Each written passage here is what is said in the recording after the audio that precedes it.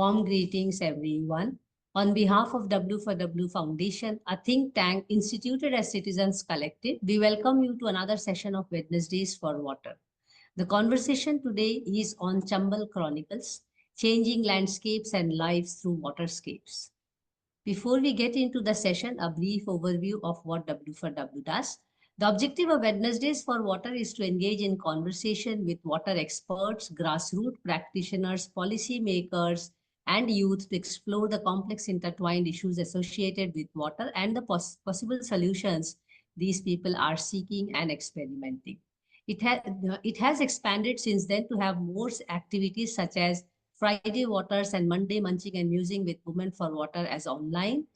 Besides organizing on-site water workshops, water walks and talks, seminars, special courses, and conference panels to continue the water conversation in various possible ways. And we are very soon coming up with our Water Festival 2025 at the Mahakumbh, where we are talking about Behne Do, Kehne Do this year on 31st January and 1st of February. At W4W, we believe that water conversations are the only way to move towards water conservation. Do visit our website www.w4w.in for more details. My name is Mansi Bal Bhargav, and I'm the host for the session from W4W. As we discuss today, Chambal Chronicles, changing landscapes and lives through waterscapes. And the word Chambal already gives us quite a nostalgia personally to me, but also a preconceived idea of this rough terrain. And the preconceived notion is all about the places and the people there. The rough terrain, which is the Chambal Ghati, and the people which we usually we perceive as Chambal Ke Duck, the very famous stories we have heard in the childhood, and I have lived through it because I am married to that region. So I feel very proud about the place and the landscape, to be honest. But I know that it rings a bell in the ears of everyone when we think about the ravines and the dacoits. But there's more to it, and that is what we want to discuss today and enlighten ourselves about the landscape as well as the people out there, which is a very complex intertwined issue. And that's what we want to discuss with our today's honored guests, Dr. Indira Khurana and Maulik Sisodia as our speakers. Thank you, Indira, and thank you, Maulik, for agreeing to do this conversation. I am super excited and really looking forward to this wonderful conversation. But before I invite you as a protocol, let me just give a brief introduction of both of you. And I'm going to post the detailed bio in the chat box. Dr. Indira Khurana is a biochemist with over 30 years of experience working on rural livelihoods and focusing on water conservation and social inclusion. Her work emphasizes resilience against climate disasters through community-centered water solutions, particularly addressing the needs of women and children. She plays a pivotal role in bridging the gap between modern science and indigenous knowledge systems. She's been all over, to be honest. I met her almost 30 years ago for my first ever interview to work on water sector. So I'm going to put rest of her biography, which is a long one, and she has really tried to put it very briefly to us, but that will come in the chat box. We have Maulik Sisodia, who is Executive Director at Tarun Bharat Sangh. He is a development professional who has led Tarun Bharat Sangh since 2009. He has a keen interest in public policies related to rivers and water resources and has expertise in program design and project management at grassroots level with communities focusing on design thinking. He has designed campaigns at national and international levels for causes related to water conservation and management. And we all know Tarun Bharat Sangh for years, the tremendous contribution it has made to the water sector. So I'll leave it here for Maulik as well. And now invite Dr. Indira Khurana, and also I can take the liberty to call her Indira, to make her presentation for today, and then we'll take it further to Maulik and open it up for people to discuss. At this moment, I also want to thank all our participants so far for us to reach more than 320 sessions, making us the longest water conversation in the world now. For your support and encouragement and being here online, offline, and also telling us that how water conversations are so important. We have still not touched even 1% of India's waterscape and landscape. So please reach out to us if you are interested to talk on our platform. Over to you, Indira. Thank you so much for agreeing today. Thank you, Mansi, for this opportunity and many congratulations. I think Maulik and I are proud to be the speakers number for the 320th session. I know it takes a lot of perseverance and dedication to basically go through all these sessions. So thank you for the opportunity. Today, I'm going to spend my time actually, like I've named the title, Chambal Chronicles.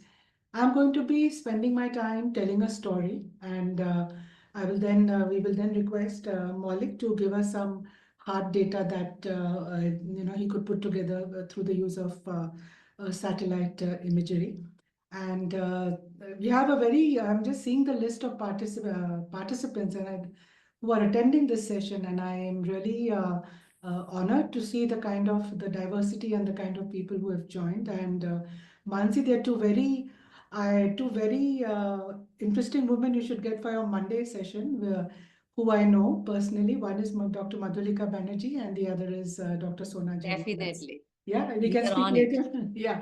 So, since we're talking about a story and we're talking about waterscape and landscape, I think nobody could put it as eloquently and as simply as Sia Ramji, who's there in the video. So I think we'll just set the tone by having a look at the song that he has made up and sung.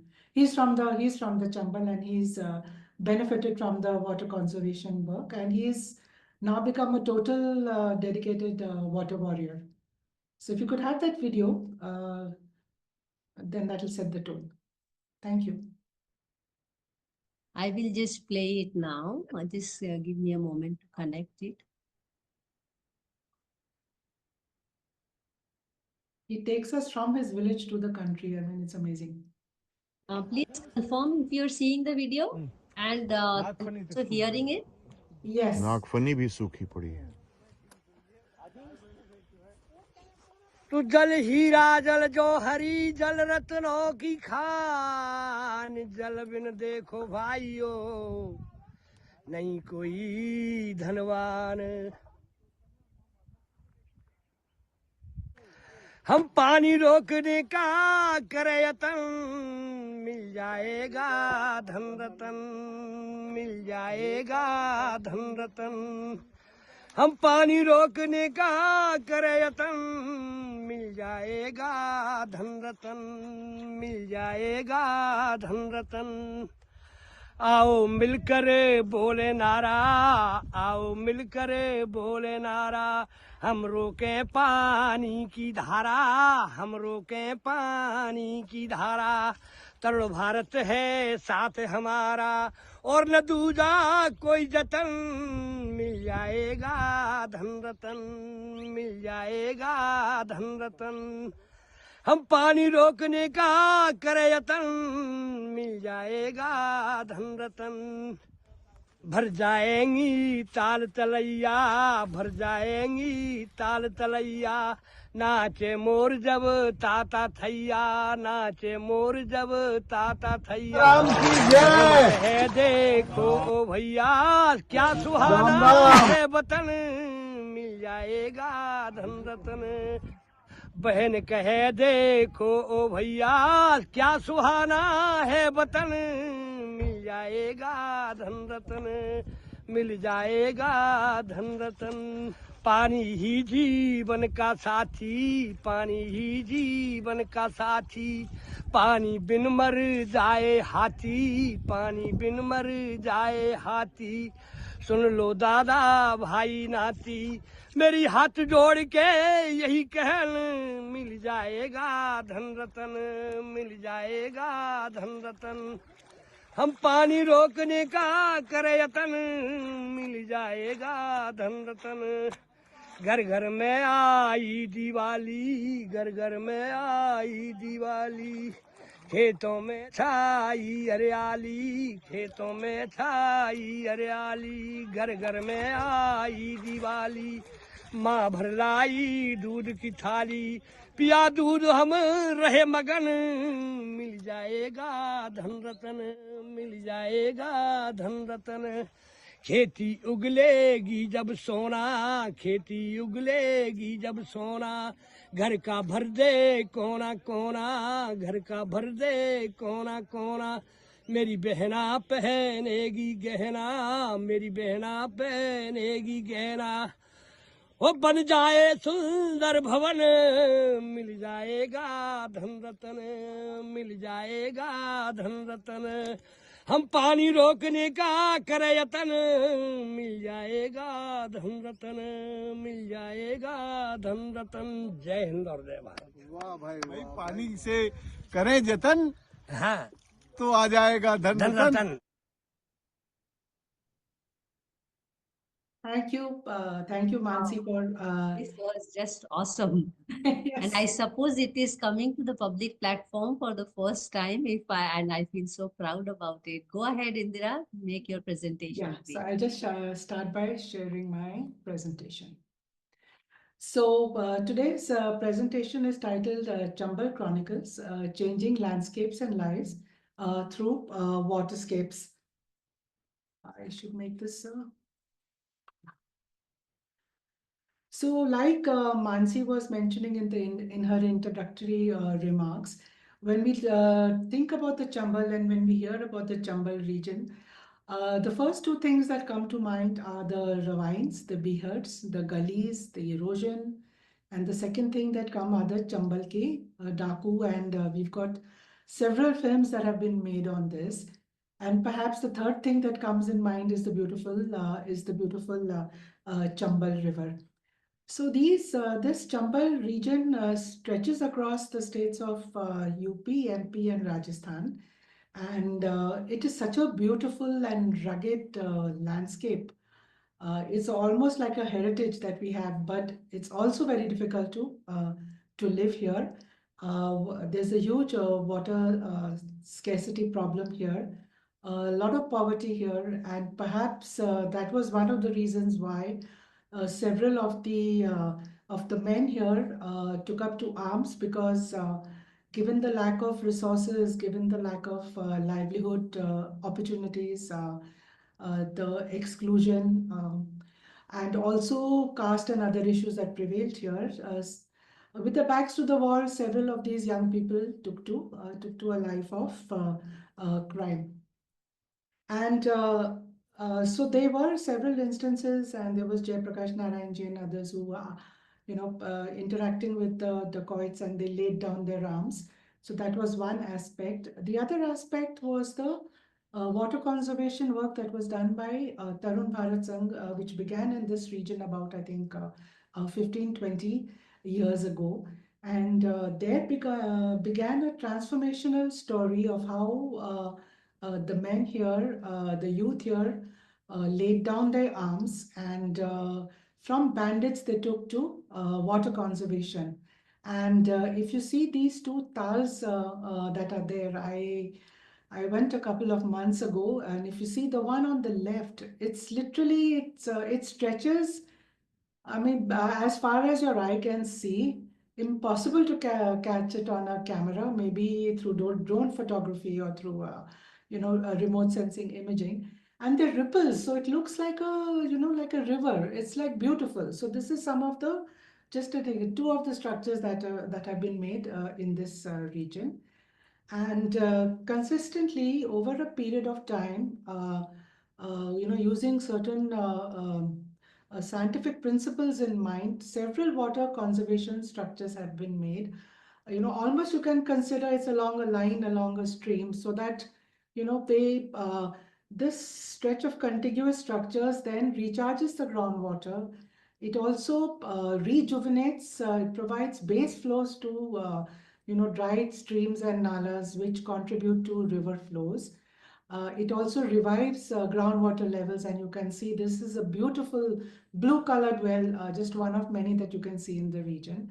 And below the two pictures are two rivers that have been revived, and I think Maulik will also show the Nehru River, perhaps, where you have a flow of river 24, throughout the year.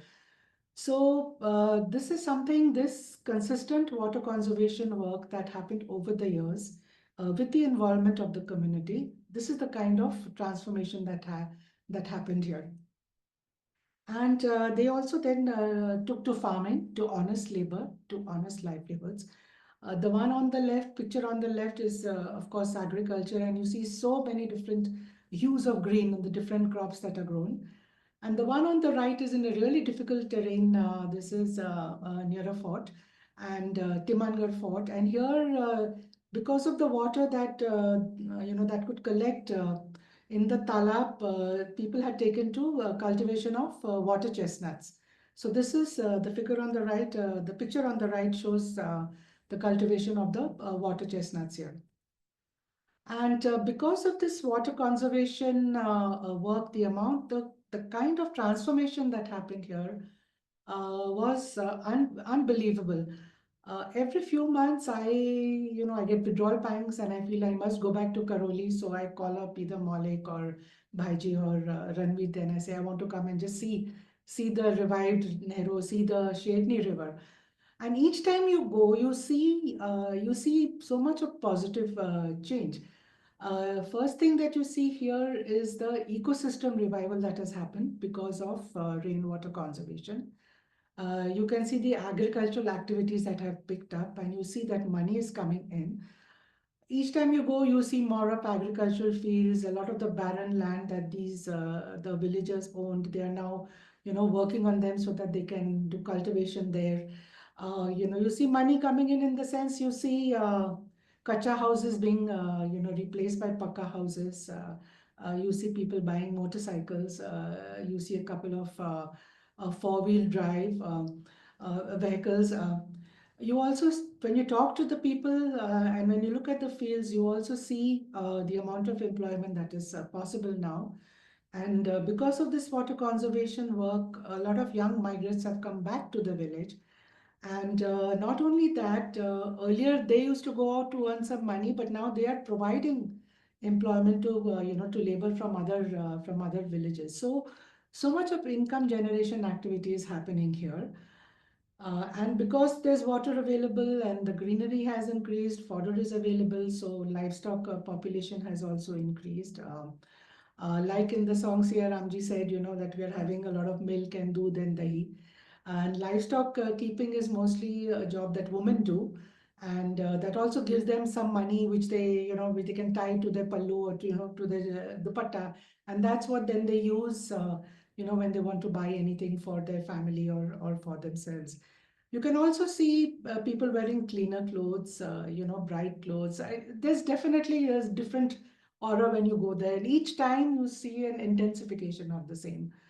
Um, and this kind of water conservation work has also led to decentralized availability of food and nutrition security.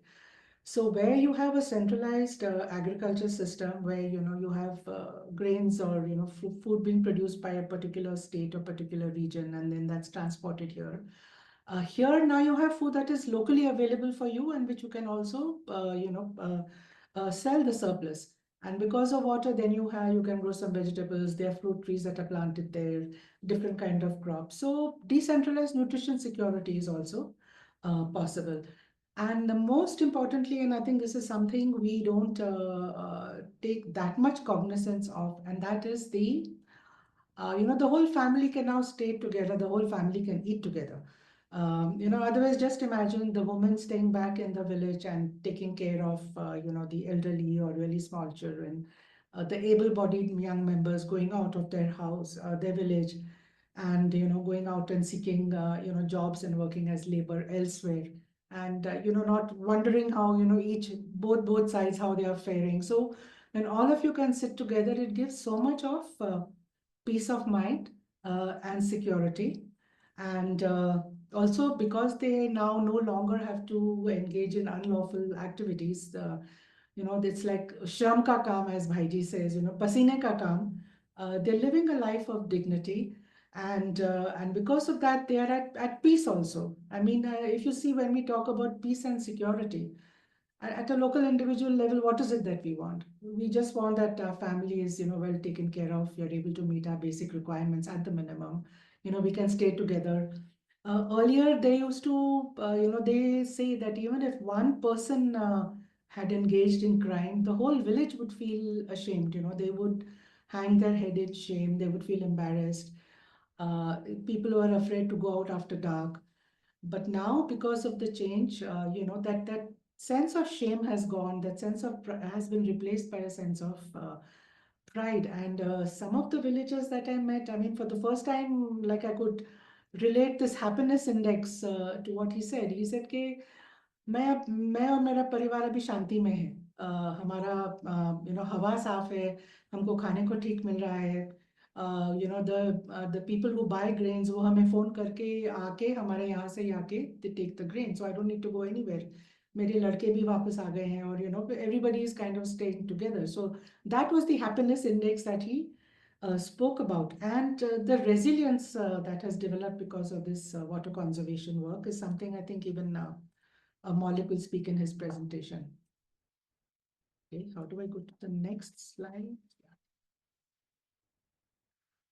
I just, so we did, this time when we went a couple of months ago, we said, okay, let us look at some back of the envelope calculation of what's the kind of economic benefit that has happened here. So we looked at in the earning from teen talabs in 3 villages, Budkhera, Umari and Alampur. There are a total of 168 households here. And, if we see the amount of money that they could make per household annually, it was about 8.3 lakh. And this is what the people got from their crops and their animal husbandry. And because of the you have now cash in hand, so you can spend on something. You can buy a mobile, or you can buy a cycle or a motorcycle. So the repairing shops come, the mobile repairing shops come. So chai ki dukan come, more kirana ki dukan come. So this way, you are providing so much more economy and local, decentralized, equitable, circular economy because of this water conservation water conservation work. And there's a lot of talk, we speak about GDP growth and how that's important. So these villages show us how it's possible to have green, resilient, circular economies that are more equitable and are, that are nurturing nature, not extracting from nature. We also looked at Maslow's hierarchy of needs. So when, speaking to the people, how they were before and what they feel now. So, but we've also done an analysis of, about the physiological needs. What do they, how do they feel safe now as before? The sense of belongingness and love they feel amongst their labor. So they're slowly meeting more and more of the hierarchical needs that people need as you go up the ladder in society. As we know that women are greatly impacted by the water conservation work. So these are just some photos of smiling women that, that I wanted to show. And there was a filmmaker called Lucy Martin who had come to make a film. So this lady on the right was very keen to kind of have her hand at the technology and the equipment that she was using. And we were so impressed with this kind of the work that they had done and how in such a, where so much of violence was there in this, in these villages, how they now could become messengers of peace. So Bhaiji and Tarun Bharat Sangh, in this year's, last year's World Water Day, the theme was water and peace. So we felicitated many of these people who had given up their life and were now, had actually become messengers of peace, and through their water conservation and nature rejuvenation work. Just the relevance I would like to say about why this is even more important now, this kind of work, because we all know about, whether the latest US president agrees or not, but climate change is a reality.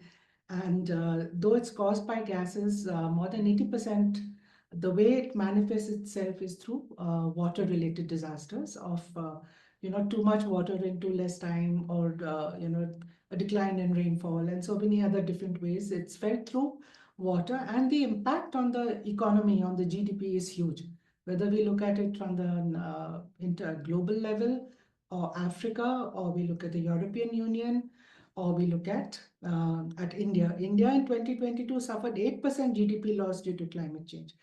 So I think it's really important to see that how can we manage these water related disasters well, so that we don't have such big decline in our GDP growth. And while we take on other efforts of controlling our emissions and changing to cleaner fuel, this is something that also I feel that we need to take care of, and examples from here show us how this can be done. And if you see what happens when these disasters take place, there is an increase in poverty, there's a livelihood loss, deepening inequality, disease, death, violence, huge amount of insecurity, stress, and distress migration. There's no dignity, no food and nutrition, hunger, no hope, and yeah. And so I remember reading from one of the African countries that in 1 year, the government acknowledged that 45,000 people had died because of drought. And there was an example of a lady and a family just walking from her village because there was, no water at all. And her with two young children, and her one young boy kept saying that he wanted to eat and he wanted water.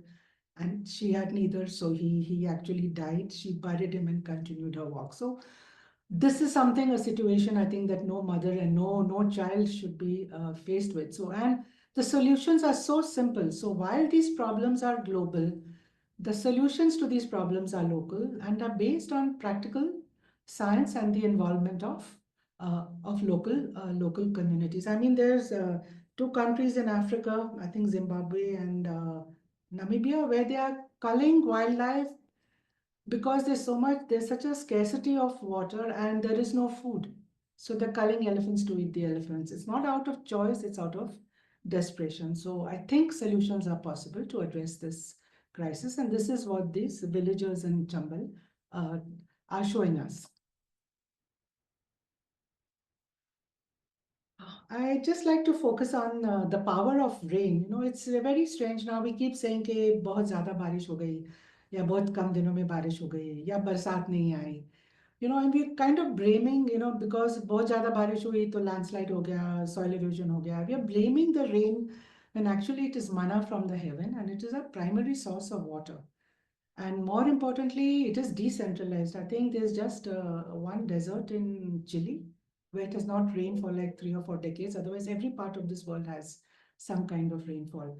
So our water needs are decentralized and rain is decentralized.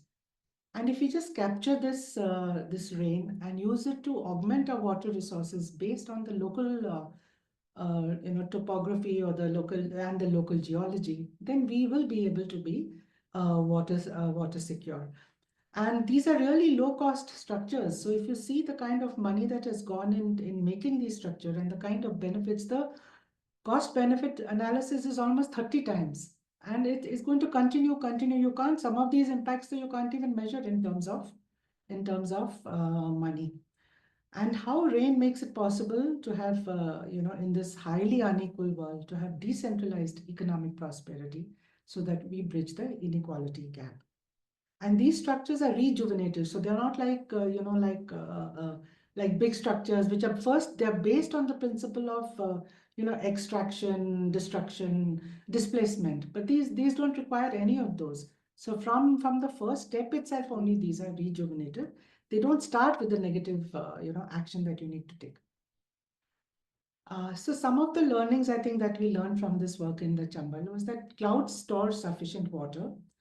And like our brother Rajendra Singh ji says, if you slow the flow of rain, make the running, when the rain is running, make flowing, make it walk. When it's walking, make it crawl, and then put it into the ground so that it doesn't get evaporated and you can recharge your groundwater aquifers. So I think if you can do that, it's possible to have resilience, and we need to understand the power of small. And also the importance of rivers in cushioning against the impacts of climate change.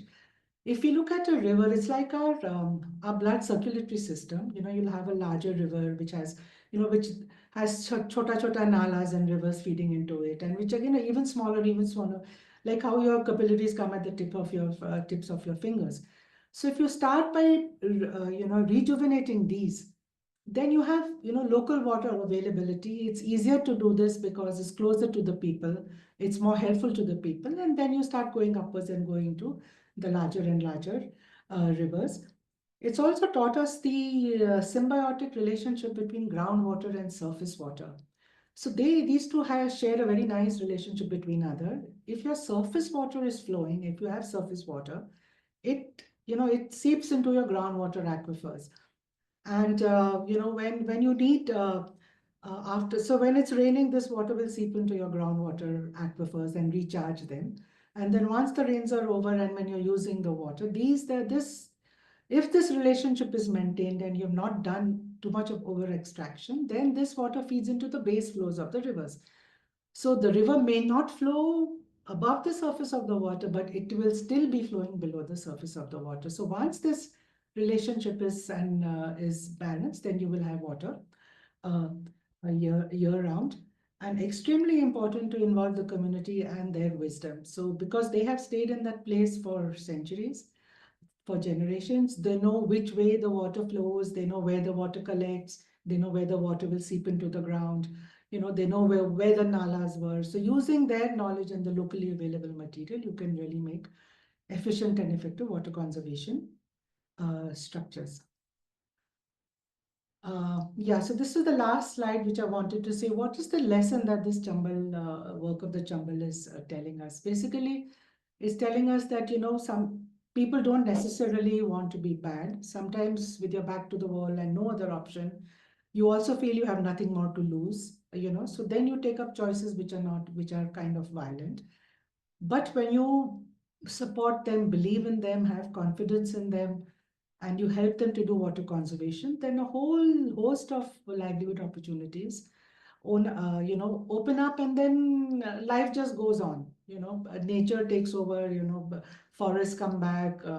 In the waters, I saw crabs and fishes. Suddenly, I saw such a big yellow orange crab. I was like, "Ye kahan se aaya?" type.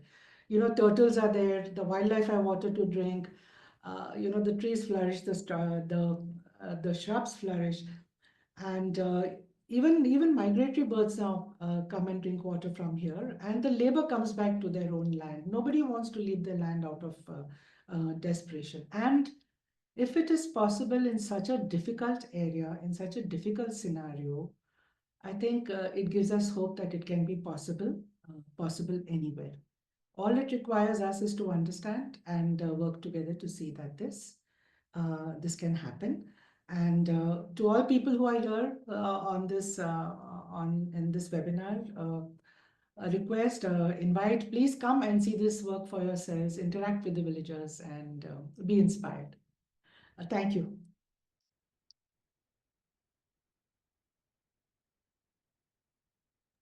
Thank you so much, Indira, for this quick, short and sweet overview. I know there's so much to speak about the place. We shall now invite Maulik to make his point and also help us substantiate what Indira was saying. Thank you so much, Maulik. Over to you.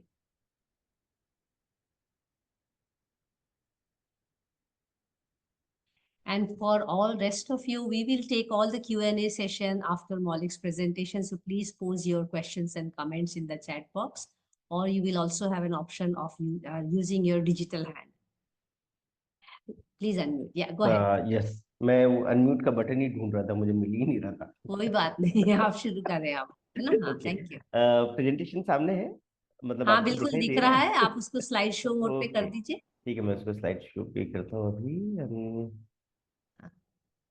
Okay अभी ठीक है? Yes okay बिल्कुल बिल्कुल so all अभी set. हाँ या सो अभी ma'am ने इतना अच्छा और इतना सुंदर प्रेजेंटेशन दिया। और जब हम बात करते हैं चंबल में हुए काम की और उससे आए परिवर्तन की और उस परिवर्तन के प्रभाव की, तो ये प्रयास से परिवर्तन से प्रभाव की जो कहानी है, इनको कई लोग अच्छे से मतलब उसको देखना चाहते हैं, समझना चाहते हैं। जब हम जैसे लोग जो जमीनी कार्यकर्ता हैं और जमीन पर रहते हैं, तो हमें तो वो जो जैसे इंदिरा मैम कह रहे थे कि चेहरे पे मुस्कान और ये सब बहुत, बस अगर उतना ही आ जाती है तो हम उससे खुश हो जाते हैं। लेकिन कई बार कई लोग ऐसे होते हैं जिनको आंकड़ों में बड़ा आनंद आता है, और उनको फिर ये भी है कि अगर आंकड़े मतलब किसी चीज को अगर मेजर ना किया जा सके और उसको देखा ना जा सके तो यानी उनके लिए वो सत्य नहीं होता। तो फिर हमने कोशिश करी, एक छोटी सी कोशिश थी कि ये जो पूरा प्रयास हुआ है पिछले 10 से 15 सालों का, कैसे इसको, ये अगर इसको जीआईएस पे देखें, रिमोट सेंसिंग पे देखें, अगर उसको ऊपर से देखने की कोशिश करें तो क्या धरती का जो चेहरा है उसमें भी कोई बदलाव दिखाई देता है कि नहीं देता है। हमें पता है, हमारे पास कहानियां हैं, हम रोज वहां रहते हैं, रोज वहां जीते हैं, लेकिन अगर कोई दूर हमसे बैठा है तो उसको कैसे हम ये देखने की कोशिश करें। तो एक छोटा सा प्रयास हमने किया। जो मैं अभी आपके सामने अगले 5 से 10 से 15 मिनट में कुछ स्लाइड्स में आपके साथ सामने अभी रखूंगा, वो एक छोटी सी नदी है, नेहरू नदी है, जो कि चंबल बेसिन में ही है, और जिसका भी इंदिरा मैम ने पूरा जिक्र किया कि चंबल रिवर बेसिन में ये आप इसमें अलग अलग छोटे छोटे इस नक्शे में देख रहे होंगे, ये अलग अलग रिवर बेसिन्स हैं। तो मतलब चंबल जो है, चंबल एक बड़ी नदी है पूरी, और उसको फीड करने वाली जो छोटी छोटी ट्रिब्यूटरीज होती हैं, तो वो ये उनके नक्शे हैं जिनमें हम तरुण भारत संघ जिनमें काम कर रहा है। तो करीब 23 ऐसी छोटी छोटी नदियां हैं जिसमें तरुण भारत संघ अभी वर्तमान में पिछले 10 से 15 सालों से इसमें हम प्रयासरत हैं और काम कर रहे हैं। क्योंकि हमारा मानना यह है कि जब हम कहते हैं कि हमें एक नदी पुनर्जीवित करनी है, नदी पुनर्जीवन का जब प्रयास की कल्पना करते हैं, तो वो तब तक नहीं होता जब तक आपकी छोटी छोटी जो नदियां हैं अगर वो बारहमासी बनेंगी, तो ही तो वो जो बड़ी नदी जिसको वो फीड करती हैं, जिसमें जाके वो मिलती हैं, तभी तो वो बारहमासी बनेगी। तो हमारा मानना है कि जो पहले छोटी छोटी नदियों को आप प्रवाहित करें, बारहमासी बनाएं, और उससे स्वतः ही जो जिस बड़ी नदी में वो जाके मिल रही है वो उसमें जाके वो भी बारहमासी बनेगी। तो इसमें अगर ये नक्शा, मुझे पता नहीं स्क्रीन पे कितना बड़ा है, कितना दिख रहा होगा, मैं दिख रहा जिस, है। हाँ दिख रहा है ना, तो जिस नदी की मैं बात कर रहा हूँ वो इसमें बिल्कुल राइट टॉप में है, नेहरू नदी, जो कि इन 23 रिवर बेसिन्स में से एक रिवर बेसिन है, जिसके हम आगे अभी हमने, क्योंकि जब प्रेजेंटेशन अब मतलब मैं अभी, ये है कि पूरा मैं 23 नदियों का तो कर नहीं सकता, तो हमने नेहरू नेहरू नदी को चुना एक एग्जाम्पल के तरीके से कि भाई इसको पे देखते हैं क्या बदलाव आया है, कैसे है। ये नेहरू नदी रिवर बेसिन है, और अगर इसमें जो साइड में फोटोग्राफ है आप उसको देखें, एक सफेद रंग का आपको लाइन दिखाई दे रही होगी, तो सफेद रंग तो मासलपुर की वो जो तहसील है उसकी बाउंड्री है, लेकिन उसके अंदर डार्क ब्लू कलर की भी एक बाउंड्री दिखाई दे रही है। एक छोटा सा इलाका आपको दिखाई दे रहा है, और उसके अंदर लाइट ब्लू कलर के स्ट्रीम्स आपको बहती हुई दिखाई दे रही होंगी। तो ये जो डार्क ब्लू कलर की जो है, ये है वो नेहरू रिवर बेसिन। जब भी जो साथी काम करते हैं उनको पता है कि जब नदी घाटी की हम बात करते हैं तो रिवर बेसिन क्या होता है, लेकिन कुछ साथी अगर बेसिन शब्द से उतने वाकिफ नहीं हो तो ये बिल्कुल आप ये मान लीजिए कि हमारे घर में जो वॉश बेसिन होता है, और वॉश बेसिन के किसी भी कोने पे जब आप पानी गिरेंगे तो वो एक आउटलेट से जाके निकलता है। तो वो ही कॉन्सेप्ट रिवर बेसिन का भी होता है कि एक छोटा सा बेसिन, आप उस वो जिसके उस बेसिन पे कहीं पहाड़ होंगे, कहीं नीचे बहुत गहराई होगी, लेकिन उसका आउटलेट कहीं एक से ही होगा, चाहे कितनी भी जगह से पानी आए, वो सारी छोटी छोटी ट्रिब्यूटरियां मिलेंगी एक ट्रिब्यूटरी में, और फिर वो उस बेसिन से बाहर निकल जाएगी। तो जैसे अपने घर का वॉश बेसिन होता है, ऐसे ही हर जगह में एक छोटी छोटी रिवर बेसिन होती है। इवन आप भी इस समय जहां पर बैठे होंगे कहीं ना कहीं, वो भी किसी ना किसी छोटी सी रिवर बेसिन का हिस्सा होगा। तो ये जब आप जो फोटोग्राफ आप देख रहे हैं, ये नेहरू रिवर बेसिन का है। नेहरू रिवर बेसिन बहुत ज्यादा लंबी रिवर नहीं है, 29 किलोमीटर लंबी है, यानी 29 किलोमीटर लंबी है। और हमारा मानना ये भी है कि हम तरुण भारत संघ जिन नदियों में काम करते हैं उनकी लंबाई औसतन 20 किलोमीटर से लेकर 150 से 200 किलोमीटर तक की होती है।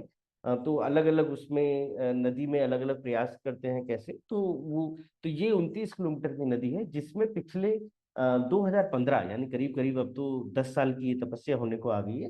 पिछले 15 सालों में हम करीब 15 रेन वाटर हार्वेस्टिंग स्ट्रक्चर हमने इस नदी बेसिन में बनाए हैं, और वो इस फोटोग्राफ में आपको दिख भी रहे होंगे, लाल रंग के डॉट से और पीले रंग के नंबर से वो मार्क हैं, जैसे 1 2 3 4 5। तो ये number of rain water harvesting structures हैं जो कि हमने क्रिएट किए हैं।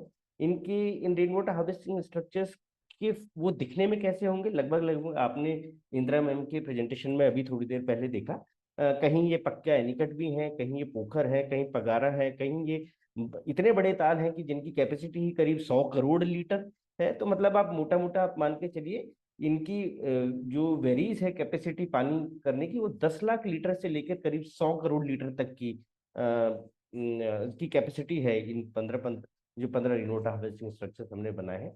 और करीब 78 स्क्वायर किलोमीटर में ये नदी बहती है। जो मुख्य गांव है वो कारेन का पूरा, आलमपुर, तिमानगढ़, भोजपुर है, जो कि इस रिवर बेसिन में जो मुख्य गांव पड़ते हैं। तो ये हैं। जब हम बात करते हैं कि रिमोट सेंसिंग एनालिसिस की, तो उसमें बहुत सारे इंडिकेटर्स होते हैं।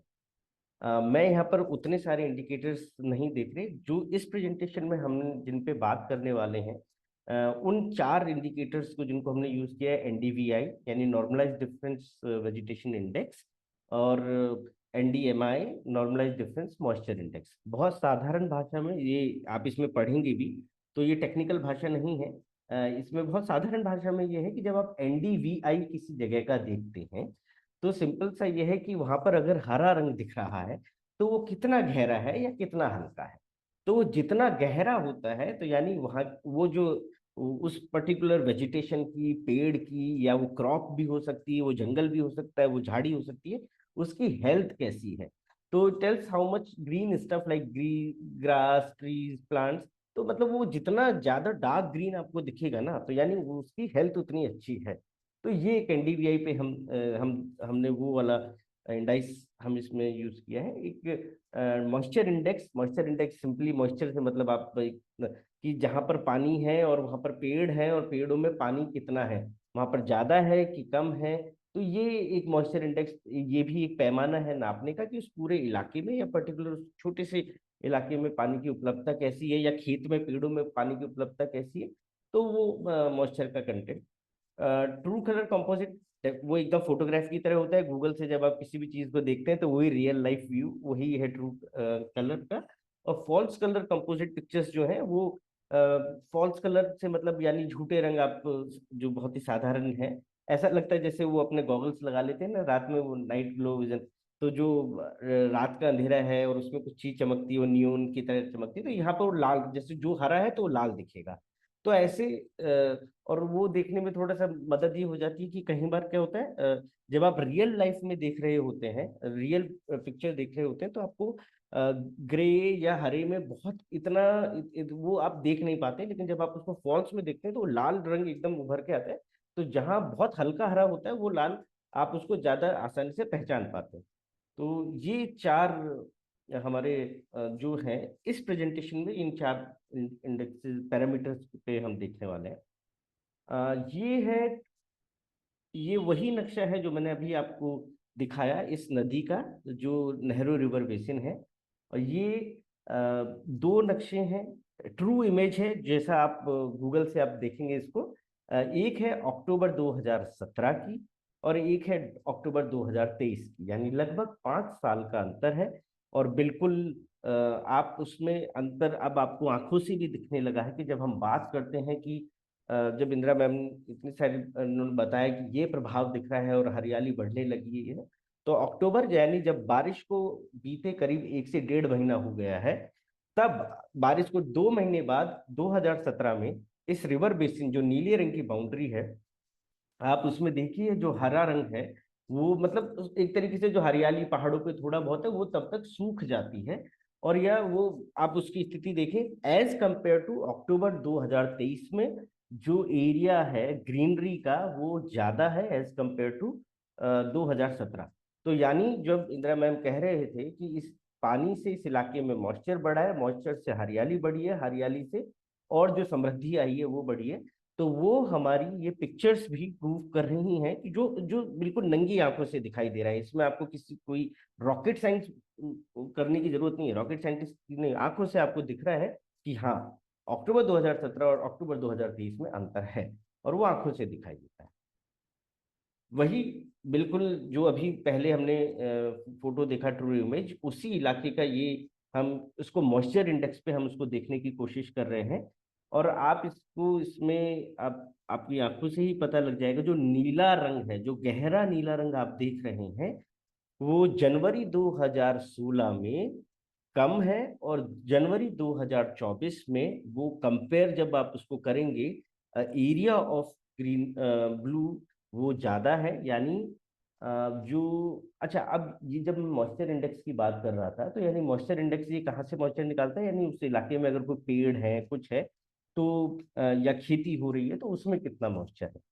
जनवरी का ही महीना क्यों लिया, पहले तो हमने अक्टूबर लिया और यहाँ पर हम जनवरी में देख रहे हैं। जनवरी का महीना हमने इसलिए लिया क्योंकि हमारा मानना यह है कि जब पानी होता है तो यानी किसान उसका सबसे ज्यादा उपयोग कहाँ करेगा, खेती में उपयोग करेगा। खेती में अगर उपयोग करेगा तो यानी उसकी फसलों को पानी चाहिए। तो और जनवरी यानी रबी, तो जो किसान पहले पानी नहीं होता था तो वो रबी की खेती नहीं कर पाते थे, यानी गेहूं या सरसों जो भी उगा रहे हैं वो नहीं कर पाते थे। अब वो 2024 में जब इंदिरा मैम कह रहे थे कि खेती बढ़ गई है, 4 गुना हो गई है, दिन जो साल में जो सिर्फ बारिश की खेती करते थे वो अब चार तीन तीन खेती कर रहे हैं, यानी वो खरीफ भी कर रहे हैं, रबी भी कर रहे हैं, जायद भी कर रहे हैं। तो वो इससे प्रूव होता है क्योंकि जनवरी में रबी की फसल होती है, तो इसमें जो ब्लू सेक्शन आप देख रहे हैं वो कंपैरेटिवली ज्यादा है, यानी यहाँ पर फसलें हैं और उसका मॉइस्चर इंडेक्स इसको कैप्चर करने की कोशिश की गई है। तो यानी हम जो कह रहे थे कि खेती बढ़ी है, और और खेती बढ़ी है, खेती की वैरायटी बढ़ी है, खेती का टाइम भी बढ़ा है, तो वो यानी उस इलाके में मॉइस्चर बढ़ा है। ये जो अभी हमने पहले फोटो देखे, हम दो कंपेयर कर रहे थे, ये उसी को ग्राफ पे उतारने की कोशिश की गई है। वो मॉइस्चर इंडेक्स को आंखों से देखना और उनकी वैल्यू क्या है। जब हम देखेंगे तो 2015 से 2025 में डेफिनेटली आप देखेंगे कि जब हमने 2015 में जर्नी शुरू करी थी तो मॉइस्चर इंडेक्स की वैल्यू 0.46 थी, जो कि अब कहीं ना कहीं पिछले कुछ सालों में बारिश कम भी हो रही है, ज्यादा भी हो रही है, खपत भी बढ़ रही है वो, लेकिन अब स्टेडी थोड़ा सा वो इंक्रीज 0.56 में, अब वो ऊपर की तरफ ज्यादा है, और उसमें जो अप एंड डाउन है वो कम है और वो ऊपर की तरफ बढ़ रही है। तो यानी इलाके में एक लगातार पानी की उपलब्धता बनी हुई है। ये हम उस ग्राफ की वैल्यू से भी कह सकते हैं, हमारे सामने जो फोटोज थे हम उनसे भी कह सकते हैं। मतलब ऐसा नहीं है कि ये वन टाइम तो नहीं हो गया, मतलब ठीक है साहब इस साल बारिश ज्यादा हो गई होगी ना, तो इसलिए वो आपको दिख रहा है, नहीं, वो जो ग्राफ है वो एक स्टेडी इंक्रीज दिखा रहा है, वो स्टेडी है, वो डाउन कम जा रहा है। तो यानी वो कहीं ना कहीं जो वाटर सिक्योरिटी थी इलाके में वो बढ़ी। ये जो हमने अभी फोटोग्राफ देखे और जो मैंने आपसे बात करी उन्हीं का वही लिखे हुए में है, कि जैसे इस इलाके में एनडीवीआई जो पहले 0.1 से 0.3 रहता था वो 0.4 से 0.7 तक है। एनडीवीआई जो वेजिटेशन इंडेक्स, जो हम कह रहे थे कि फसलें जब हरी हैं तो वो कितनी हरी हैं, उनकी हेल्थ कैसी है, तो वो जो रिचनेस है वो वेजिटेशन इंडेक्स बताता है, जो कि इस इलाके में पहले 1.1 से 0.3 में थी और अब वो बढ़ते बढ़ते 0.4 से 0.7 तक में है। तो और 2017 में जब पानी की कैपेसिटी जो हम कहते हैं तो अराउंड 30 से 40% की कैपेसिटी पे थी, लेकिन अब 2023 में जब हम देख रहे थे, हम वाटर इंडेक्स, ये डेटा वाटर इंडेक्स से निकाला है, नॉर्मलाइज्ड डिफरेंस वाटर इंडेक्स, जो कि मैंने इस प्रेजेंटेशन में यूज नहीं किया, लेकिन अब उस हिसाब से अब 60 to 80% वाटर रिटेंशन इस नेहरू रिवर बेसिन में बढ़ा है। ये एक छोटी सी केस स्टडी है जो कि काछरे वाला ताल है। मैंने सोचा कि हम आपके साथ शेयर करें, क्योंकि रिवर बेसिन हमने पहले देखा चंबल, जब मैम बात कर रहे थे इंदिरा मैम कि चंबल पूरी एक बड़ा रिवर बेसिन है, उसमें हम 23 छोटी छोटी रिवर बेसिन में काम कर रहे हैं। उन 23 में से मैंने अभी आपके सामने नेहरू का केस रखा। अब उस नेहरू में भी जब हम कह रहे हैं कि हमने इतने नंबर ऑफ स्ट्रक्चर्स बनाए, 15 बनाए, तो उनमें से एक स्ट्रक्चर की एक केस स्टडी थोड़ा सा और डिटेल में जाने की, ये काछरे वाला ताल है। ये 2016 में बना था और अभी 2019 में, नहीं, 2024 में हमने इसको फिर दोबारा से रेनोवेट किया है। उस समय इसकी कैपेसिटी करीब 50 करोड़ लीटर थी इसकी, लेकिन अभी इसकी कैपेसिटी बढ़ के करीब 100 करोड़ लीटर हो गई है। एक बार में, जब मैं लीटर की कैपेसिटी की बात कर रहा हूँ, तो एक बार में जब ये तालाब भरता है तो करीब 100 करोड़ से लीटर ऑप्टिमम उस पे उतना पानी इसमें रहता है, करीब 11 किलोमीटर तक पानी पीछे तक इसमें भरा रहता है, अलग अलग पहाड़ियों में ऐसे घूमता रहता है। और जब हमने 2016 में इसकी 16 लाख की लागत आई थी, और अभी भी इस पे हम 10 से 12 लाख इस पे रुपए लगे, जिसमें से एक तिहाई हिस्सा, 16 लाख जब इसकी लागत आई थी तो 6 लाख कम्युनिटी के थे, 10 लाख तरुण भारत संघ ने इसमें मदद करी थी। और अभी भी जब 12 लाख रुपए लगे हैं तो 4 लाख रुपए सब खुद कम्युनिटी ने वहां से लगाए और करीब 8 लाख रुपए तरुण भारत संघ ने मदद की है। काछरे वाला ताल भूड़खेड़ा में आता है और रुनपुरा पंचायत में है। और ये ये जब ये फोटो में आप देखें, काछरेवाल तालाब को लाल रंग से परिमार्जित किया हुआ है, उसकी बाउंड्री है। और फिर अब हम नेक्स्ट फोटो पे जाएंगे। ये जो है, ये जो इमेज है, ये है आपकी हाँ, ये जो इमेज है आप इसको देखें, और इसमें नीचे एरो, जो पहला इमेज है उसमें नीचे एरो आप देखें तो खाली है, कुछ उसकी जगह नहीं है। और ये जनवरी 2016 का है। लेकिन जब राइट साइड वाला आप इमेज जब आप देखेंगे तो उसमें एक बड़ा सा एक ग्रीन कलर का आपको ताल दिखाई दे रहा है, जो कि वहां पर एरो भी लगा हुआ है। तो जनवरी 2016 में ये स्ट्रक्चर नहीं था।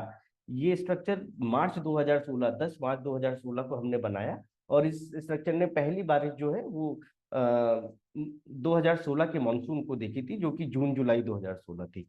तब से लेकर अब तक उस समय आप देख सकते हैं जो स्ट्रक्चर के नीचे जो खेती का इलाका था वो कितना था, और अब जो है डेफिनेटली करीब 2 से 3 गुना आ गया है। बल्कि अब इस स्ट्रक्चर का इम्पैक्ट एरिया इस स्ट्रक्चर से करीब 10 किलोमीटर नीचे तक का भी है, जो कि इस पिक्चर में कैप्चर नहीं हो रहा है। बट डेफिनेटली आप जो area of pixels of greenness है वो 2 से 3 गुना बढ़ चुके हैं, जो कि इस फोटो से साफ जाहिर होता है। और ये एनडीवीआई वही जनवरी 2016 के खेतों की जो पहले थे, और जनवरी 2023 में मैं जैसे कहा कि एनडीवीआई यानी कि जितना डार्क उतना ग्रीन, और उतना ग्रीन यानी उतना रिच।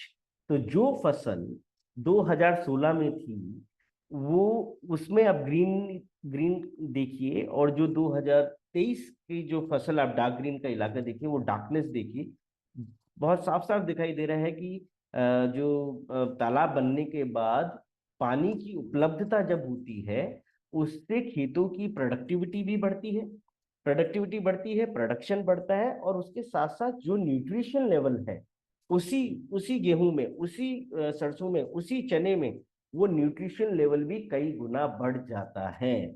और वो ही जो गेहूं का दाना है जो 2016 में अगर आप एक बाली गेहूं की उगाएं, एक पौधा, तो उसमें आपको 5 से 6 बाली निकलेंगी। आज उसी एक पौधे में कम से कम 10 से 15 बाली निकलती हैं, और वो दाना भी इतना वजनी होता है कि एक बाली, पहले की 10 बाली और आज की एक बाली गेहूं की बराबर वजन की होती है। तो इसलिए एग्रीकल्चर प्रोडक्टिविटी बढ़ती है, न्यूट्रिशन बढ़ता है, प्रोडक्शन बढ़ता है, और उसका कहीं ना कहीं प्रभाव जो है वो इनकम पे जाता है। क्योंकि अब आप देखिए, वही बाली आप 10 बाली बेच रहे हैं और यहाँ एक बाली बेचें उतने ही वजन के साथ, क्योंकि गेहूं तो बाजार में वजन से तो बिकता है ना, किसान तो वजन से ही बेचता है। तो उतनी उसी एक बाली का उसको कितना 2 से 3 गुना दाम उसको मिलता है। जो बदलाव है वेजिटेशन पिक्सेल्स में हम देखें 2016 और 2024 में, बिल्कुल 206%। मतलब पहले अगर मैं कहूँ 1 बीघा में हो रही थी, तो अब वो कम से कम 4 बीघा में, मतलब 4 गुना उसकी इंक्रीज ऑफ जो पिक्सेल्स है वो बढ़ गए हैं। वेजिटेशन डेंसिटी, वही रिचनेस, न्यूट्रिशन लेवल में जो इंक्रीज, जो वैल्यू बता रहा है एनडीवी, वो 17% इंक्रीज है। तो ये सिर्फ area of increase, area of cultivation ही नहीं बढ़ रहा, ये उसमें होने वाली खेती जो है उसका भी कितना प्रोडक्टिविटी बढ़ी है उसको भी दिखाता है। फिर वही ये कुछ 3 हमारे ग्राफ हैं जो हमने फोटोग्राफ में देखा। हम उसको साल दर साल देखने की हमने कोशिश करी कि कहीं ऐसा तो नहीं ये सब किस्सा किसी साल अच्छी बारिश हो गई हो तो हमने अच्छे डेटा कलेक्ट कर लिए हो और आपके सामने देख रहे हैं, लेकिन ऐसा नहीं है। ग्राफ हमें बता रहा है कि ये चीज जो है बारिश के साथ, बारिश अगर किसी साल कम हुई है तो उस साल एनडीडब्ल्यूआई या एनडीवीआई उतना डिप नहीं हुआ है जितना बारिश डिप हुई है। तो यानी ये है कि अगर बारिश कम भी हुई है तो यानी कुछ एक्सटर्नल पानी या एक्सटर्नल कुछ ऐसे मेजर्स हैं जो उस इलाके में किए गए हैं जिसका इम्पैक्ट अब कम पड़ रहा है। यानी ये वाटर सिक्योरिटी की बात जब हम कह रहे थे कि हम अपनी कम्युनिटीज को क्लाइमेट रेजिलिएंट बना रहे हैं, यानी पहले अगर मेरा तालाब अगर पानी नहीं हो तो यानी हम खेती चौपट हो जाती थी, सब कुछ चौपट हो जाता है। अब मुझे पता है कि अगर मेरे गांव में 2 साल तक भी बारिश नहीं होगी तो खेती तो चौपट नहीं। अगर तीसरे साल भी बारिश नहीं हुई तो खेती भले ही कम हो लेकिन मेरे पास पीने के पानी की दिक्कत नहीं आएगी। तो ये जो लॉन्जिविटी है, ये कि मतलब एकदम बारिश नहीं होने के साथ आप कोलैप्स हो जाए, वो वाला केस नहीं है। यानी कुछ चीज है जो आपको सिक्योरिटी दे रही हैं, और वही वाटर सिक्योरिटी। ये मेरे ख्याल से अब हम बिल्कुल आखिरी उस पर हैं। जैसे कि करीब 15 रेन वाटर हार्वेस्टिंग स्ट्रक्चर सिर्फ नेहरू रिवर बेसिन में, और अगर चंबल रिवर बेसिन में अभी तक हम देखें तो करीब 200 रेन वाटर हार्वेस्टिंग स्ट्रक्चर तरुण भारत संघ पिछले मेरे ख्याल से 200 से अब तो ज़्यादा ही हैं, क्योंकि रोजाना एक नया स्ट्रक्चर बनता जा रहा है, बन गए हैं। और उनकी वजह से करीब जो छोटी छोटी नदियां हैं, करीब 23 नदियां वो 12 मासी हो रही हैं। और मुझे लगता है शायद 23 की बजाय इस साल शायद हम कह सकें कि 24 या 25 भी 12 मासी हो रही हैं। ये एक प्रयास था जो मैंने अभी आपके सामने प्रस्तुत किया, जो इंदिरा मैम ने जो कहानियां थी जिसे बोलते हैं वार्म डेटा ना, तो वार्म डेटा को कैसे इस आज की दुनिया के कोल्ड डेटा से हम कह सके तो कोई हम पे ये ना उठाए कि अरे सब आप तो सिर्फ कपोल कल्पनाएं बातें कर रहे हैं, कौन जाके कौन दिखेगा। तो ठीक है, आप मत जाइए, लेकिन आप अपने गूगल और इनसे भी आप देख सकते हैं। तो बहुत बहुत धन्यवाद इसके लिए। एक चीज़ और, मैम ने एक बात जब अपना प्रेजेंटेशन दे रहे थे तो उन्होंने बताया था कि पहले जो मजदूर थे, जो युवा दूसरे गांव में जा रहे थे, वो आज खुद मालिक बने हैं, क्योंकि उनके खुद के खेतों में पानी है तो वो बाहर नहीं जाते। सिर्फ इतना ही नहीं है, जिस तालाब की मैं भी आपको बात बता रहा था, भूड़खेड़ा के काचरे के ताल की, मैं अभी कल ही वहां पर था, उसकी बगल में मैंने देखा कि इस बार करीब 10-15 परिवार, छोटी छोटी झोपड़ियां थी, वहां पर वो आके बस गए। तो मैंने पूछा कि ये लोग कौन है, ये कहाँ से आए? तो उन्होंने कहा कि साहब ये छतरपुर से आए हैं। मैंने कहा छतरपुर से यहाँ क्या करने आए? बोले कि साहब काम की तलाश में आए। मैंने कहा यहाँ ये क्या काम करते हैं? बोले कि साहब ये हमारे गेहूं वगैरह जब पकेंगे तो ये गेहूं और सरसों काटेंगे।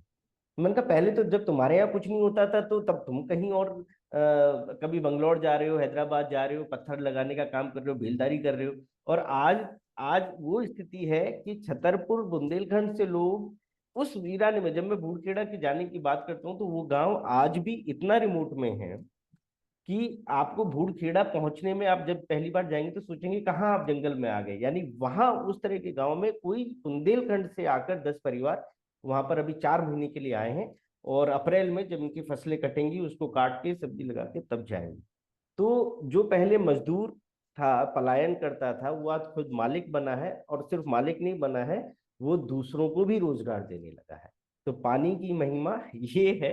और बस, अगर मैं ये हम कहने लगे तो बहुत लंबी जाएगी। अभी के लिए मैं विराम देता हूँ। साथी जो जुड़े हुए हैं उनका कोई सवाल हो, मानसी आपके कोई सवाल तो डेफिनेटली पूछें आप। थैंक यू मौलिक, थैंक यू सो मच। आपने इतने अच्छे से बात रखी, जैसा आपने सही बोला, एक सॉफ्ट स्टोरी को आपने एक हार्ड साइंस के थ्रू प्रेजेंट भी किया, और ये एक बहुत अच्छा तरीका है to validate some work which has happened on the ground. क्योंकि एक बात है कि विलेजर्स, लोकल पीपल खुद उसको प्रत्यक्ष देख रहे हैं, अपने जो उनकी जो प्रयास है उसका वो भोग भी रहे हैं और उसको देख भी रहे हैं। और wonderful story to hear from labour to entrepreneur also, जैसे आपने लास्ट में जो बात कही।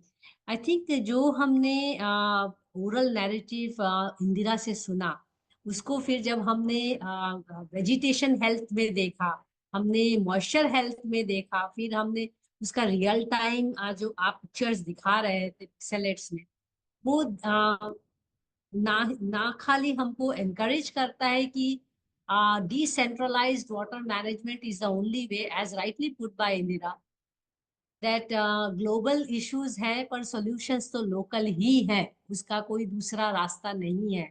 फिर आपका जो पूरा रिवर बेसिन से आप इतनी इतने अच्छे तरीके से आपने इस चीज को समझाया हमको, जो कि हम मास्टर क्लास में एक्चुअली समझाते हैं कि एक बड़ी नदी को जिंदा रखने के लिए छोटी नदियों का, रिवुलेट्स का महत्व है, और रिवुलेट्स को जिंदा रखने के लिए तालाबों का महत्व है। एंड तो और जैसे वेदों तक में वर्णन है इस चीज का कि नाड़ी जो है, नर्वस सिस्टम, जो कि स्मॉल रिवुलेट्स, स्ट्रीम्स और नालियां जो है, वही वाटर सिस्टम की जान भी है।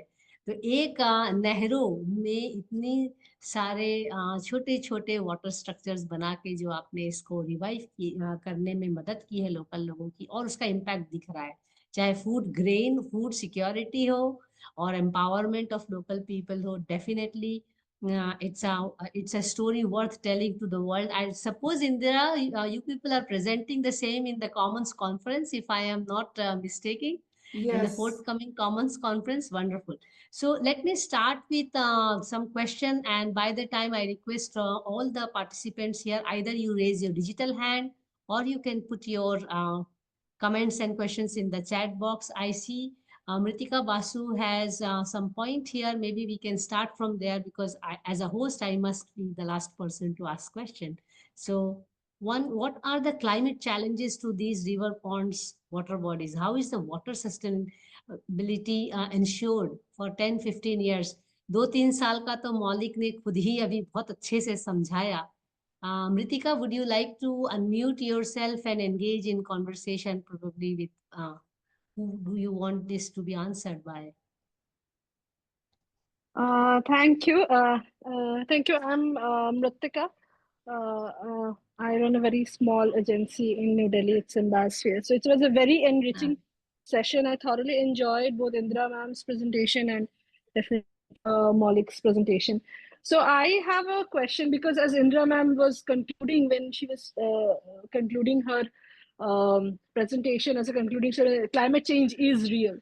So I understand that you have started restoring the rivers and all, but how do you make it sustained for the future climate change challenges that may appear in this region? So how do you ensure that sustainability? So this is, in brief, was my question. So if anybody wants to answer, it's open to both the speakers, actually. So, thank you, Mritika. Maulik and Mansi, can I go first? And then Go ahead, please go ahead. So she's actually asked a really relevant and at the same time challenging question, because in the latest book, which I hope to release next month, there I've done some of this research on looking at rivers and climate. How is climate affecting rivers, and how rivers can help in resilience against climate change? So rivers are also by themselves affected by climate change, and one of the first one is depending on the amount of rainfall.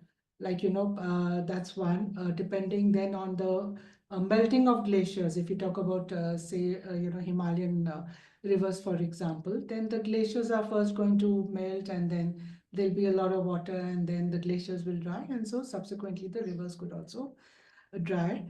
As the temperature rises, the temperature in the rivers will also rise, and that will also reduce the oxygen, that is dissolved oxygen, that is available in the river. So while rivers themselves provide opportunity for resilience, they are also facing a threat due to climate change. And I think that's why it becomes all the more imperative to begin now and to see how we can revive these rivers and these small nalas and streams that feed into the larger rivers. Also, again, I will cite an example from Tarun Bharat Sangh work. Like last year, I think in 23, we went to look at some of the older work that they had done about 40 years ago. And, वहाँ पे काम किया और फिर वहाँ से withdraw हो गए. And we saw, okay, and it was after 2 or 3 monsoons, which were not, it was, the rainfall was less than the average of that region. But life was going on. There was no migration. There was agriculture going on. The same, the good scenario that you see in villages, we were able to see them. And when we spoke to the villagers there, they said कि हाँ बारिश ठीक से हुई नहीं. अगर 1 साल भी बारिश ठीक हो गई तो हम अगले 5-7 साल के लिए हम सुरक्षित रहेंगे. But they showed us तालाब, and they also said कि देखो इसमें अभी भी this was in summer, अभी भी इसमें 7 फीट पानी है, और जितनी भी हम जानते हैं कि बारिश के मौसम तक, have a very beautiful way of saying कि ये पानी बरसात के पानी को मिलेगा. So there will still be water. So what's important is to also continuously do this kind of work, so that there is, there's moisture in the soil, all the water bodies are filled up, and they also help in, they serve as cushions against floods. Like this year in last year in Karoli, it was like a record rainfall, and even in Alwar district of Rajasthan. But in the structure stood strong in spite of being low cost and built with engineering and local capacities. But they served as sponges which soaked up a whole lot of the extra water that was there. So these structures have a very important part to play in both managing and reducing risk of drought and flood. The other question that you raised is about how, कि हाँ ठीक है पानी आया तो लोग उसको they will start using, and the water resources may run dry. So here I think the importance of community involvement, sense of ownership, and also how you can reduce the water usage in agriculture. So there are examples even in some of the areas here where they give the pipe and fuara micro irrigation, so that they reduce the water that is required for cultivation, and also growing crops that don't need that much of water. So when the community is involved, then they themselves can also take decisions कि भाई आज चावल नहीं उगाना, यहाँ पे sugarcane नहीं उगाना. So these are some of the ways in which we can have sustainable water available in areas that could be affected by climate change. And Maulik, I'm sure you have something to add to that. Yeah, maybe what we can do with the paucity of time, Maulik, please let me invite Archita because she has a very, very pertinent question. Archita, over to you. Maulik, आप दोनों का जवाब एक साथ बांध के दे तो अच्छा रहेगा, क्योंकि बहुत ही important question है जो अर्चिता ने पूछा है. Yeah, so my question was that, as you mentioned earlier, that the youth of Chambal, majorly men, were involved in crime, mainly dacoits, but later worked on water conservation. So, how did this shift take place? How was the awareness spread amongst them? Thank you मृतिका, thank you Archita. एक तो सबसे पहले मृतिका ने जो पूछा, एक तो ये है कि कुछ चीजें सत्य हैं जिनको हमें मानना पड़ेगा कि पानी की समस्या दिन पर दिन बढ़ती है. अभी भी हम जब बैठ के यहाँ बात कर रहे हैं, पानी की समस्या बढ़ रही है. It's not a static problem and there is not a static solution. Okay, it's what you call it, it's a evolving problem. और यहाँ पर हमेशा इवॉल्विंग सोल्यूशन ही देना पड़ेगा. फर्स्ट ऑफ ऑल, मैं एक तालाब बना के मैं सोचूं कि 4 साल या 5 साल, मैं उसकी एक सीमा मान सकता हूँ कि 2 साल तक मैं वाटर सिक्योर्ड हो गया, लेकिन मैं अजर अमर हूँ कि और ये वाटर सिक्योर्ड हो जाएगा, ये संभव ही नहीं है ना. अब सवाल ये उठता है कि जब आप पानी बचाते हैं तो यानी आपने इंश्योर किया, वो इंदिरा मैम ने भी बताया अच्छे से, you are ensuring water supply. पानी के बाद होता क्या है, आप उसका उपयोग करते हैं. The main thing is that आप उसको उपयोग कैसे कर रहे हैं, because agriculture is the biggest consumer of water in Rajasthan और in in in in in the whole of the country. इसलिए कैसे इस पानी को जो आया है उसको हम अच्छे से उपयोग कर सकते हैं. मैंने आज एक बाल्टी पानी बचा लिया और मैं बाथरूम में लेके गया, मुझे नहाना है. एक तो तरीका हुआ है मैंने ऐसे उड़े लिया और पानी खत्म हो गया, हा, और मैं नहा के आ गया, ठीक है ना. और एक ये हुआ कि मैं वो बाल्टी में से 2 जग अपना अब मैं अपने ऊपर डाला, मैं नहा लिया, मेरे पास 4 कपड़े थे वो भी धो लिया, थोड़ा सा जो पानी बच गया मैंने पोंछा भी लगा लिया और मेरा बाथरूम भी साफ हो गया, मैं बाहर निकल के आ गया. सो दिस इज हाउ कि ये एक तो वाटर कंजर्वेशन, फिर वाटर यूज एफिशिएंसी, और फिर तीसरा वाटर लिटरेसी. पानी का काम हो गया, पानी आ गया, पानी को आपने अच्छे से उपयोग किया, लेकिन आगे की पीढ़ियां उसको कैसे उपयोग करने वाली हैं, अगर उनके साथ वो साझा नहीं किया गया तो ये ज्ञान यहीं पर रह जाएगा. और वो जो अनुशासन आना है, देखिए जब पानी बिना अनुशासन बिना अगर आपका अनुशासन नहीं है तो पानी मतलब पानी आपकी जरूरतें कभी पूरी नहीं कर पाएगा, पानी हमेशा कम ही पड़ेगा. क्योंकि हर पल एक बच्चा जन्म ले रहा है, हर पल एक और प्राणी मात्र जन्म ले रहा है, और वो बच्चा जन्म नहीं ले रहा है, पानी की जरूरत है जन्म की, है ना। तो point. तो इसलिए यहाँ से if I can intervene, sorry, very sorry, yes yes but तो मतलब you are working on creating this water structures, which is commendable. Then I suppose you're also looking at creating water literacy. जी हाँ, तो ये हाँ, तीनों मुद्दों that's पे हम yeah. काम करते हैं। जी. Water conservation, water use efficiency, पानी बचाए उसको उपयोग कैसे करना है, और संवाद लगातार। 40 साल बाद, अभी मैम ने कहा 40 साल पहले काम हुआ था, 40 साल बाद भी आज गांव में जाते हैं तो वो जो फॉलो अप रहता है, लोगों के साथ संवाद बना रहता है कि साल दर साल जाके सब तालाब सही है कि नहीं है, अभी और तो जरूरत नहीं है, कितने लोग बाहर हैं, कैसे हैं, और नई पीढ़ी के साथ स्कूलों में संवाद कर रहे हैं। ये सब देखिए, अमेरिका का राष्ट्रपति कौन बना और वो क्या कह रहा है उससे मतलब नहीं है। गांव में अगर कोई किसान है, उसकी जोहड़ में पानी है कि नहीं है वो बड़ा सवाल है, वो उसके ज्यादा नदी में पानी important है कि नहीं है वो बड़ा सवाल है। course. उस बच्चे को ये पता होना चाहिए कि मेरे मेरे खेत में पानी कहाँ से आता है, वो कैसे वो होता है। जब तक आप उसको उससे नहीं जोड़ेंगे ना, तो आजीविका नहीं जुड़ने वाली। ठीक है, 10वीं की डिग्री 10वीं 12वीं की हो जाएगी, और सब भैया सबको तो नौकरी मिलनी नहीं है। वो पीढ़ी आधी, अगर मैं मानूं सब बहुत अच्छा है, सब उज्जवल भविष्य है, सभी ज्ञानवान है और सब चले गए, तब भी आधी पीढ़ी आके तो खेती करनी। खेती कहाँ से होगी जब पानी नहीं होगा। तो वो ज्ञान से हमेशा जुड़े रखना है। इस पूरे काम में संवाद, communication one of the most of.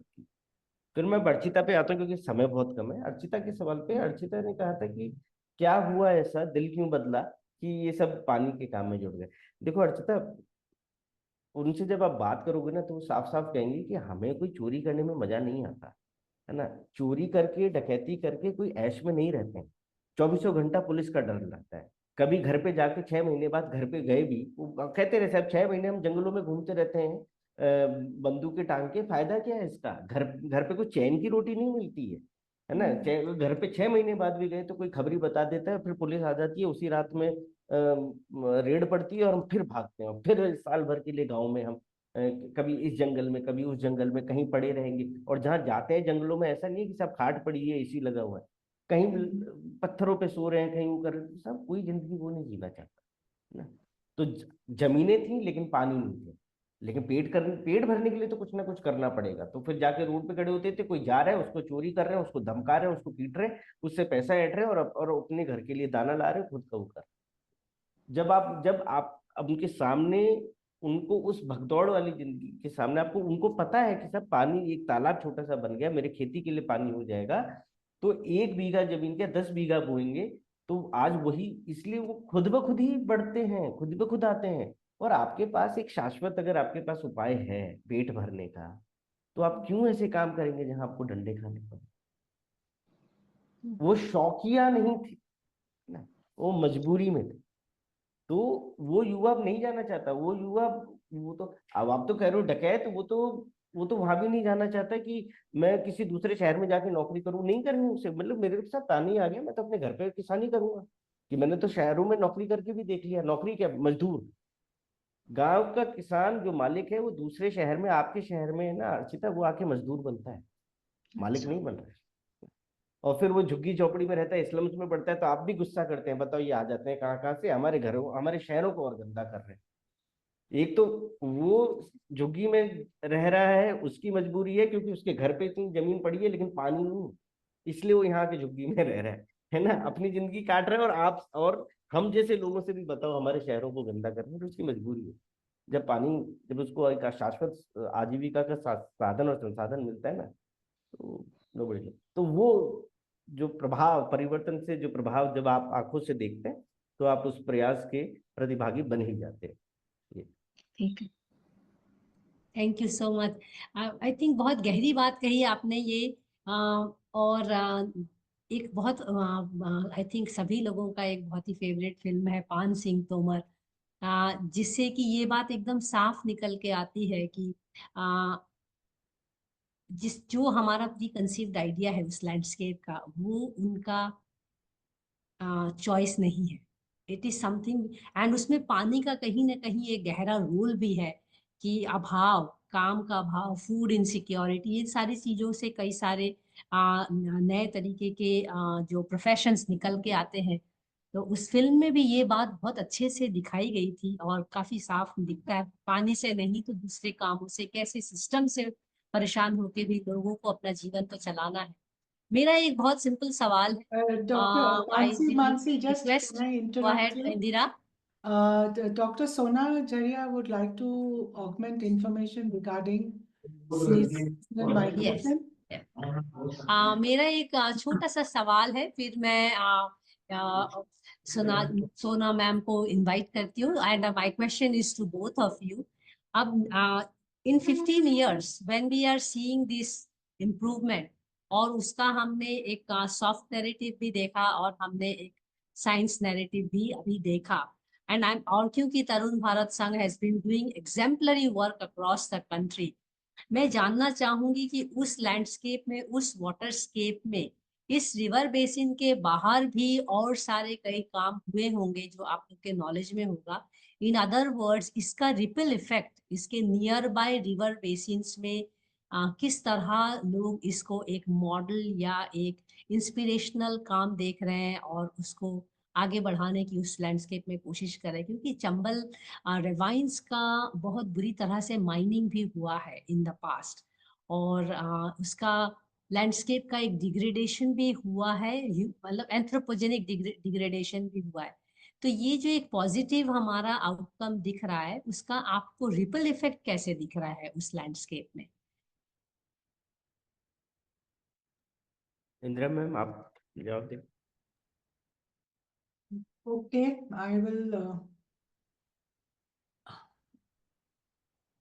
Yeah, so I think because it's over the past so many decades now, I think there would have been lakhs of people who have come to Tarun Bharat Sangh at Bikampura to see the work and be inspired with the work.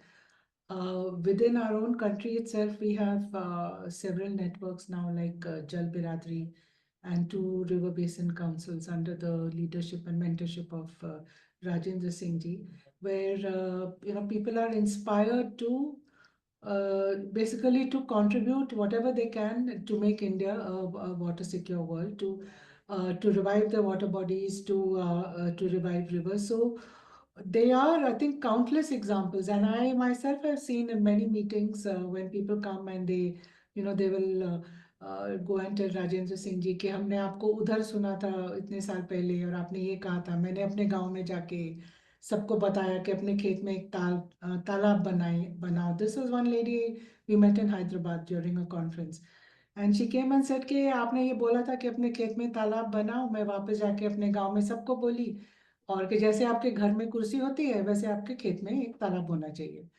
तो ऐसे मतलब countless examples हैं where people actually come, get inspired, and they go back and they do. And I think Tarun Bharat Sangh also welcomes everybody to come and see the work. Whatever they have, whatever resources they have. There's an online course also called Aao Nadi Ko Jaane, which Maulik has put together. Yes. People listen to that, and outside India also there are various groups, various people from universities, civil society organizations, people who consider nature as sacred.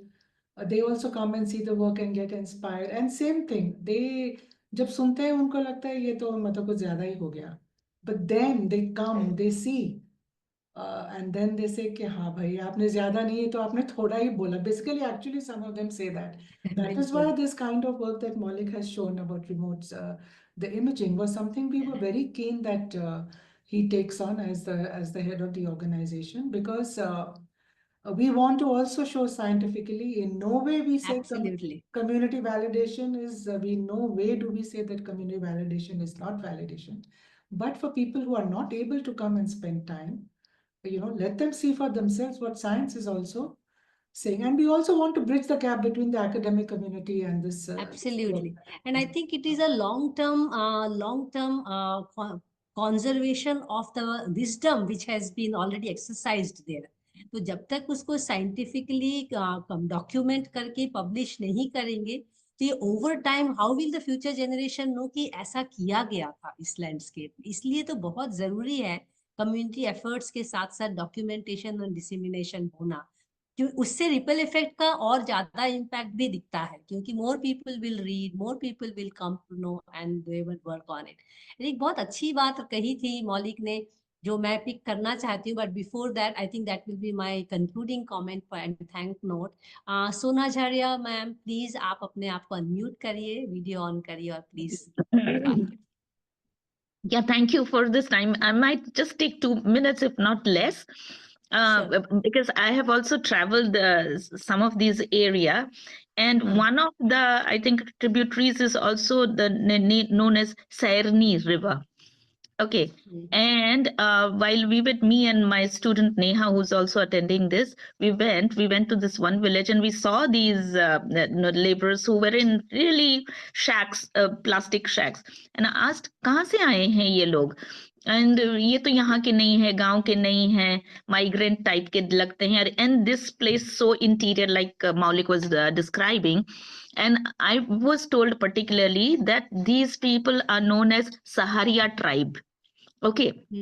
And in fact, the Sherni River or Saharia, the person who was the local, the person to us, telling us, इन्हीं के नाम पे ये नदी के नाम पे इनका नाम हुआ है. And unfortunately, due to climate change and I think layers of disasters and etc., has made them now they are categorized as PVTGs. And but the good part is that they came back to their own land, which is because tribes and tribals are associated to a particular location, right? So they also came to their own. I would look forward to a day when they would come back probably and then occupy their land of origin. So thank you so much. Thank you. Thank you. I think we are running quite late with this session, and I think we can keep on talking about this wonderful session. So I will request both Maulik and Indira, if we would like to have a continued session on the similar landscape or similar subject of this Chambal, please feel free. You know, Indira, you are just, both of you are just one click away. You just tell me you want to do a session and we'll just host the session. We are very proud to have this session. और जो last में मौलिक ने बात रखी थी कि संवाद चलते रहना चाहिए, जो मृतिका की बात पे एक और बात उन्होंने रखी थी कि water problem is not a static problem, so the solutions are also not static. And I think जो हम 10 साल का जो एक हम अगर वाटर क्राइसिस के थ्रू वाटर कंजर्वेशन करना चाहेंगे तो शायद वो उतना रेजिलियंट और सस्टेनेबल नहीं होगा। इंस्टेड अगर हम वाटर को अप्रिशिएट करके वाटर कंजर्वेशन करते हैं तो people feel proud, people feel engage, people see the impact और उस मतलब जल के साथ उनका एक जो जुड़ाव है वो भी गहरा होगा। तो एक ऐसा नहीं है कि वो 10 साल चुपचाप बैठे रहेंगे अगर पानी नहीं है। तो पर्सनली जो क्लाइमेट अडाप्टेशन की बात होती है तो कंटिन्यूअसली अगर वो इस संवाद को जारी रखते हैं, वाटर कॉन्वर्सेशंस करते हैं, तो वो वाटर कंजर्वेशन भी करेंगे। तो मुझे कहीं नहीं दिखता कि उनके लिए वाटर रेजिलियंस कहीं दूर है या उनका वाटर सस्टेनेंस में कोई प्रॉब्लम होगा। और उसको मौलिक ने बहुत अच्छे तरीके से रखा भी इस बात को, 1 साल 2 साल 3 साल, पर 3 साल तक ये विलेजर्स बैठे भी तो नहीं है ना चुपचाप, वो कुछ तो कर रहे हैं और वो अपने सिस्टम को रिवाइव भी करेंगे। And that is exactly what is required in climate resiliency at this point in time. So in that sense, the Chambal case study really stands out very loud in terms of climate adaptation, because climate crisis is water crisis, and if we want to address the global water crisis, we have to have local solutions, as rightly put by Indira. And the local solutions is all about really looking for your own sustenance of the community, of the cluster, of your river basin, of your lake basin, pond basin. And we don't need to really worry about what is happening in terms of water. Otherwise, yes, global politics matters, but we don't need to worry for our water what is happening in America or what is happening in Australia. We need to just conserve our own water body next door, next neighbor. And I think that should be good enough for every community to sustain for themselves, as long as we can keep and minimize one thing, which was also very clear from Maulik's presentation. They will already tune themselves कि अगर एक bucket पानी है तो कैसे नहाना है और कैसे क्या क्या करना है. I think there's a lot to talk about this session, but thank you so much Indira and Maulik for this wonderful session, and I hope you enjoyed this conversation as we did. And I think the catch line, which is also from the W4W, that water conversations are the only way to water conservation. And Chambal really stands out as a classic example for it. Do stay tuned with W4W at www.w4w.in. And also, if you are at Kumbh on 30th, 31st of January, 1st and 2nd of February, do not miss our Jal Akhada at the Mahakumbh Allahabad Prayagraj, where we will be seated, and our theme for this year's water festival is Behne Do Kehne Do, and it is taken from the very known fact for river, which would like to say कि मुझे बहने दो मुझे कहने दो, because हम जानते हैं कि अविरलता में ही निर्मलता है. And that's our tagline for this year's water fest. Do keep checking with us and do continue the water conversations. Thank you so much, all of you. Please take care of yourself, and we see you each other soon. Bye bye. Thank you. Bye. Thank you. Bye bye. Thank you. You Bye. सभी को नमस्कार, बहुत बहुत धन्यवाद. Bye bye.